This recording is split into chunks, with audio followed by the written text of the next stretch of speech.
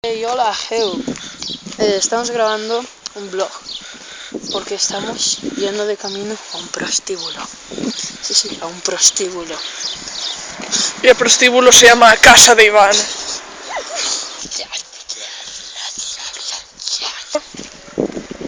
Estamos a punto de llegar, pero nos han llamado dos drogadictos.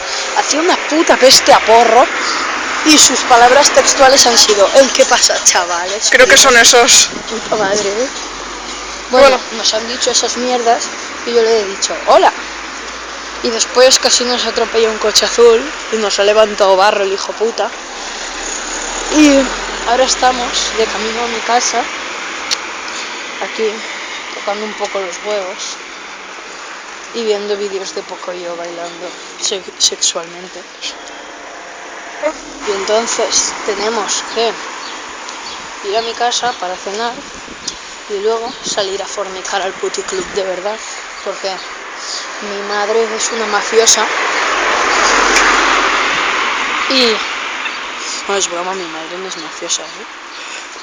Es una broma de esas, como la coña esa de que la madre de Aitor es travesti. ¿No? ¡Mi madre sí que es mafiosa! ¡Mi madre sí que es mafiosa! Estamos ya a punto de llegar. Se venden un huevo de viviendas. Una puta mierda. Casi nos violan. Sí, casi nos violan, señores. Un caballero que iba en un Citroën ZX. Si eso no existe. Sí, ¿sí? Ah, vale. Estamos ya a puntísimo de llegar. Estamos por la última fábrica. Bueno, por la única y última y primera fábrica. Y última. ¡Hostia! ¡Ah, me he mojado el pie! Chau. Bueno, este vlog ha sido muy cortito. De hecho, ultra cortito. Hiper mega ultra super mega cortito. ¿No? ¡Largo! ¿No? Lo que decía, cortísimo. Bueno, cortísimo.